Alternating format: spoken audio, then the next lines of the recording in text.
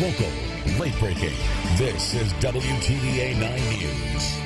A former college wide receiver is in trouble with the law, and this isn't the first time. I'm Emma Packard, and coming up, I'll tell you what charges he's facing. More pop-up showers and storms this morning as you head out the door, plus some areas of fog. We'll have a look at what you can expect so you can plan your Friday. And later, 2 Georgia convicts' murder and theft spree comes to an end. What last moves they made that landed them back in the slammer. Plus, a manhunt unfolds in our local area in the same place twice. What law enforcement authorities are saying that makes this time different. Thanks for joining us this morning. I'm Katrina Berry. And I'm Bill Hughes. Today is Friday, June the 16th. Emma Packard standing by this morning with more information on the former student athlete that is in trouble once again. But first, let's check in with Weather Authority meteorologist Joel Young for a look at what's going on right now. Joel? Thanks, Katrina. The time is now 6 o'clock, and we're continuing to track this one thunderstorm. It isn't severe at this point, but it has intensified quite a bit in the last little bit. We were seeing a good bit more lightning. In fact, we can actually check to see how many lightning strikes we've seen in just the past 15 minutes with this, and we will have a look at that real quickly. They're just over southeastern Tallahatchie County. That storm moving southeast toward Grenada. Right now, that has a total of about 65 lightning strikes in just the past 15 to 30 minutes, and that's continuing to move toward the south and east toward Grenada. And so if you're traveling along I-55, you're going to run into at least some very heavy rainfall. Just make sure to get in your vehicle as quickly as possible when you head outside because, of course, being outdoors and that can be dangerous with all the thunder and lightning around. A few more pop-ups around the Golden Triangle. We'll have another look at that visibility across the area next. 2 Georgia inmates are in custody this morning after being on the run since Tuesday. Donnie Rowe and Ricky DeBose are accused of killing 2 correctional officers before escaping in several stolen vehicles to Tennessee. Police say the inmates led them on a chase and fired at police until the car crashed. The suspects ran on foot for some distance till they came across a home. At that home, they were attempting to carjack or steal another vehicle from that residence. At that point in time, the homeowner stepped out and held the people there by gunpoint until another neighbor came to assist him. No injuries were reported. Rowe and DeBose will remain in custody until they're extradited to Georgia. 2 inmates who escaped from the Tishomingo County Jail are still on the run this morning. Bill Hughes is closely following this story. This morning marks 3 days since 2 Tishomingo County Jail inmates busted out of jail. Now, Isaac Bennett and Jonathan Ham's jailbreak makes it the second escape for this jail in less than a month. Now, by now, you're probably asking yourself if there's a problem at that jail. Well, officers say this escape is different than the last. Unlike the prior escape, a correctional officer was on duty this time. Now, Sheriff John Daughtry attributes a tree line in aiding the inmates to disappear. Going to try to work with the Board of Supervisors and get this tree line cleared where that we can see if someone tries to escape, we can see which way they go when they hit the railroad track and have a better view. If you have any leads to Jonathan Ham or Isaac Bennett, you're asked to call the Tishomingo County Sheriff's Department.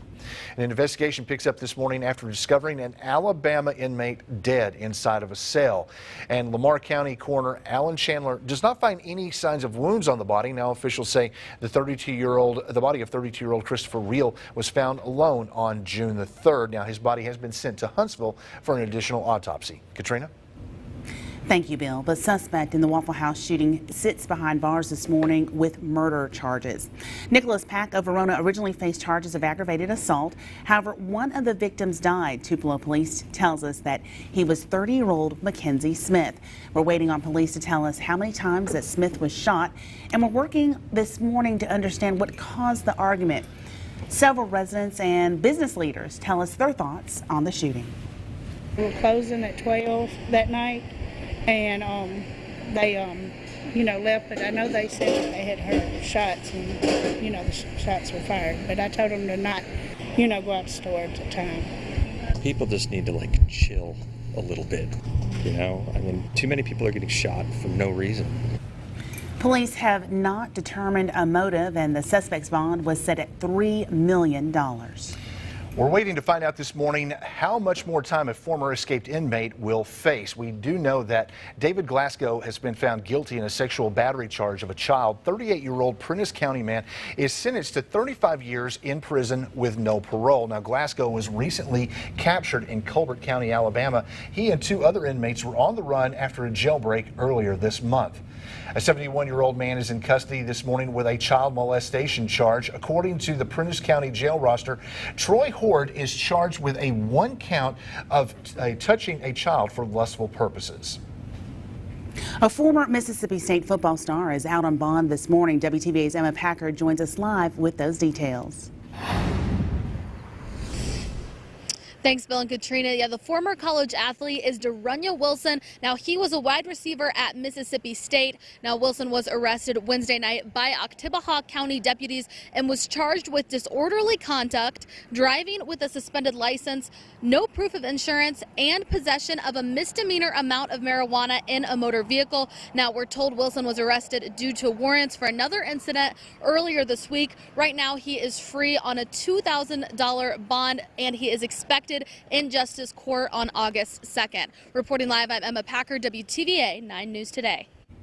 Thank you, Emma, for that report. A Starkville man is behind bars this morning with bonds set at over $100,000.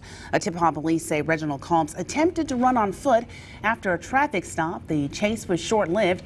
He's being charged with possession of marijuana, careless driving, and resisting arrest. A woman wanted for passing a stolen check is in custody this morning. Lee County Sheriff Jim Johnson says 32-year-old Nikki Stanley of Aberdeen passed the bad check at a business in Morville. We're working to learn what charges she will be facing, and we'll bring those details as soon as we have them. This is week 2 for the search for Adrian Golden, the man that police believe shot his wife twice on a roadside in Bruce. There is a $2,000 reward for information in the case. Sheriff Greg Paulin says the search is no longer centered on Calhoun County, but he will not specify where they are focusing their attention at this time. The time now is 6:06. Let's check in with meteorologist Joel Young for a closer look at our Severe Weather Authority forecast and what a difference a couple of hours make. Take a look at the tower cam now. Yeah, we got a lot of sunshine out there in some spots, but elsewhere, different story. We have some areas of fog for one. That's the first thing I want to mention. Most of that along Highway 72 along the Mississippi-Tennessee state line. Corinth, visibility down to 4 miles. We've seen visibility down to about 2 miles this morning in the Florence area. That has improved a little bit, but I think at times we'll see it reduced in other spots. Temperatures are mostly in the upper 60s to low 70s. Few storms we're tracking this morning. One heftier thunderstorm just over western sections of Grenada County. That's moving east toward the city of Grenada and I-55 in the next 15 minutes. We have one thunderstorm just south of Columbus heading southeastward, south of New Hope, and heading eventually over into Pickens County, where we've already had a good bit of heavy rainfall this morning. If you're heading out to the pool today, there will be some who will be able to get out there and enjoy the pool for a good bit today. In fact, there will be some who manage to stay dry all day. Temperatures get into the low 90s and a few spotty showers and storms, some of which could be strong south of Highway 82. We'll have a look at that threat level here in a few moments. But the UV index, a 10, so be sure to wear sunscreen. We're still going to have enough sunshine to where you can easily get a burn within 10 to 20 minutes of exposure. Here's a look at the storm tracker. 3 p.m. Spotty showers and storms start to develop in spots over North Mississippi. They drift southward and strengthen just a little bit, but not expected to be quite as widespread as what we had yesterday. Otherwise, just mostly sunny with temperatures in the upper 80s and low 90s. Heat index values mid and upper 90s. We'll have a look at your fishing forecast coming up. Thanks, Joel. Tupelo Water and Light tells us this morning that the power outages in the city were fixed in about 35 minutes of it happening. There were multiple power outages across the All-America City around 10 p.m. last night. Listen up, Fulton and Etowah County residents. There's a boil water alert this morning after a water main break. Now, City Utility Director Brian Woods says the crew hit a 10-inch water main just east of South Adams Street. Now, the boil water alert affects those east of the Sands Motel on Highway 178. Now, that includes city water customers in the Clay, Tilden, and New Salem areas. People in those areas are being advised to boil water for at least 1 minute before using it. Now, this is until testing shows that the water is safe to drink. The end of Cuba having American cash flow may be near what President Trump has up his sleeve later today.